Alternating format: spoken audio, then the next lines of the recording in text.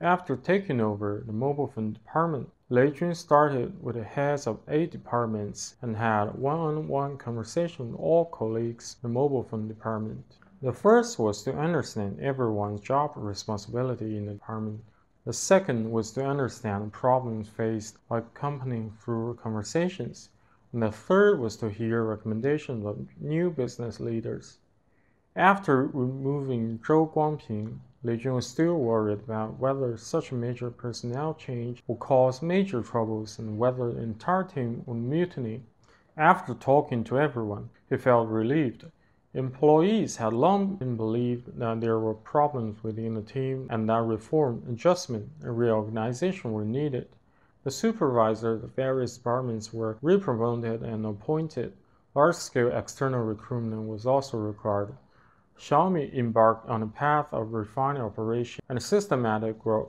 By the end of 2016, the number of employees in the mobile hardware team increased from 300 to 595. The R&D funds reached 2.1 billion RMB yuan.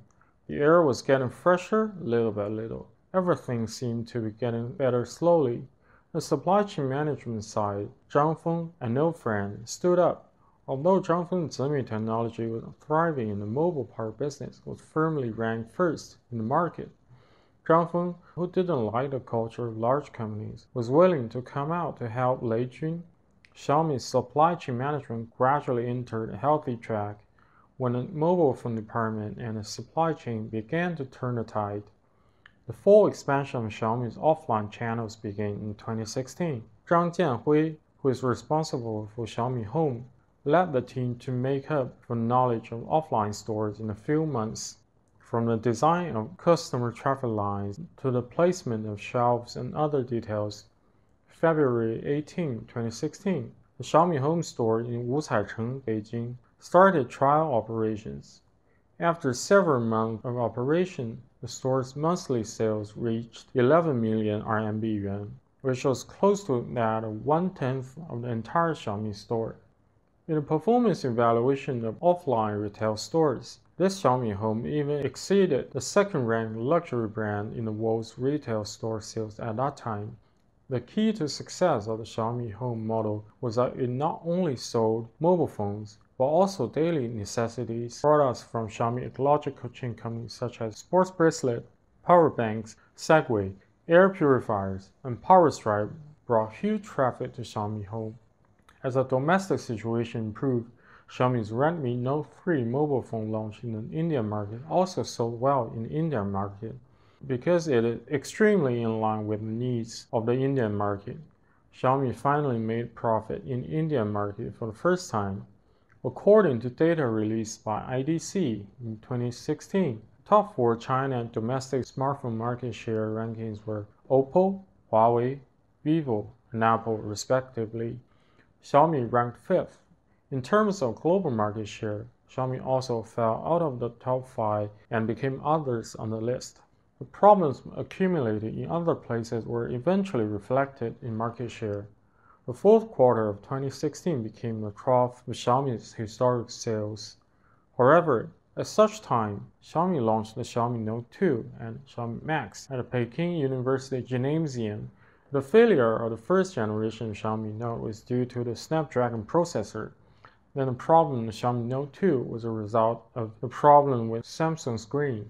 Although the product of this phone itself could be compared with a number of flagship phones, the production capacity problem and screen quality problem that had not been completely addressed made Xiaomi Note 2 the pinnacle of the series and also became Xiaomi's eternal pain in the high-end market.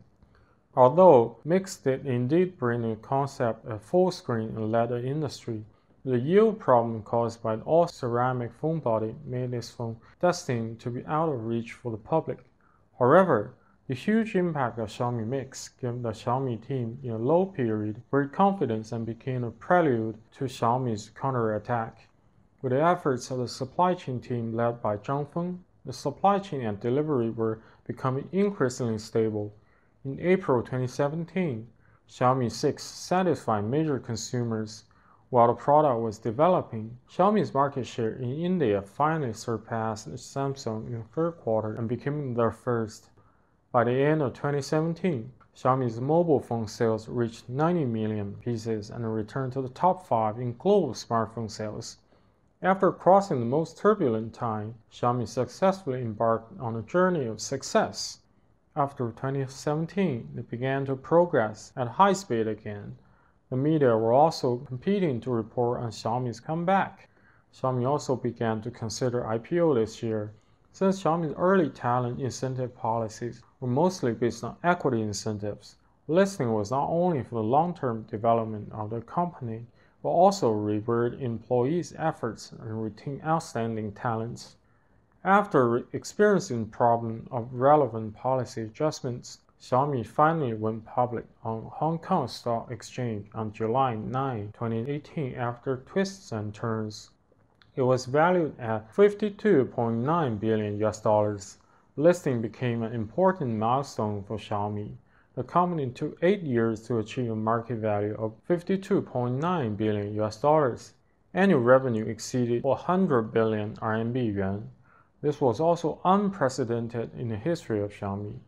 In 2018, while the mobile phone business achieved remarkable results, Xiaomi IoT and Internet service also were advancing by leaps and bounds. In the second quarter of 2018, Xiaomi has built the world's largest IoT consumer Internet of Things platform. In January 2019, Lu Weibing, former president of Zhou Group, joined Xiaomi. Lei Jun will give him an important role responsible for Redmi brand that had been separated from Xiaomi. This strategic deployment was a crucial step for Xiaomi. The domestic mobile phone market at that time already entered a saturated state. Manufacturers consequently started fighting to empty their stocks. The failure of the Xiaomi Note series to impact the high-end market also put the Xiaomi Note series in an embarrassing situation. Many mobile phone manufacturers split out sub-brands that focus on cost effectiveness, directly benchmarking Xiaomi splitting out Redmi, which helped Xiaomi break free from its constraints and gain growth space. The technology product supply chain sales market, Lu Weibing, who had personally participated in all 5 links, quickly took up the banner of Redmi Note 8, sorted out a future product line for Xiaomi. In addition, Lu also transformed into a social media expert. He went to the front line to face the debate. When popularizing charging power, he was also dubbed Lu Shiwa by netizens. While Redmi shined, Xiaomi also began to shrink its front line, preparing for the transition from 4G to 5G, paving the way for the crucial year of 2020. This year, the 5-year bet between Lei Jun and Dong Mingzhu was finally revealed. In April 2019, Greece's 2018 financial report was released, with an annual revenue of 198.1 billion RMB yuan, while Xiaomi's grew 174.9 billion RMB yuan. Dong Mingzhu won the bet, despite a gap of 23.2 billion yuan. Xiaomi caught up in 1 year, but Lei Jun still expressed regret for his inflated ego for bet with Dong.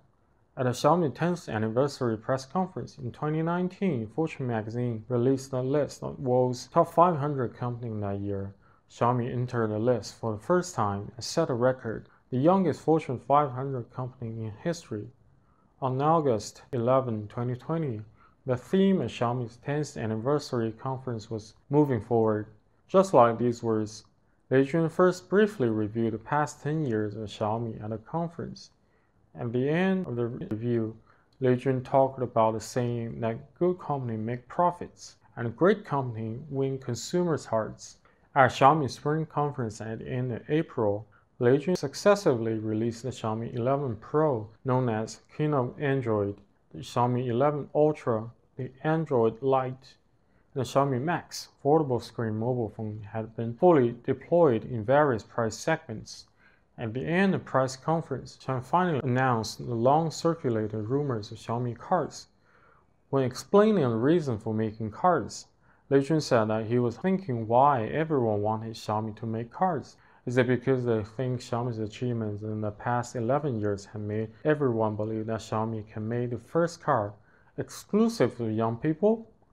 I think the answer is yes. Lei Jun, who achieved financial freedom in 2007, chose to start a brand new business from the fire in his heart, to pursue his dream and become a great man. Facts have proved that he did it. I'm willing to bet everything to fight for Xiaomi cars, said Lei Jun. There was also a small episode in the spring press conference. It was supposed to be a 4-hour press conference, but because of Lei Jun's physical condition, it was divided into the first and second half over 2 days. If I were 10 years younger, I would definitely do it. Lei Jun threw out this answer when he was asked 32 months ago why he didn't make cars. Now it's time to break his words. He told the public that this will be the last project of his life. He bet his entire reputation on it. So will he succeed? How will Xiaomi car end up? Is it gonna be a great product or his regret? Let's find out in my next video. Thank you for watching to the end. Please like, comment, and subscribe to my channel. Also, don't forget to turn on that bell notification icon. And if you have time, why not stick around and check out my other videos? See you in the next one. Bye.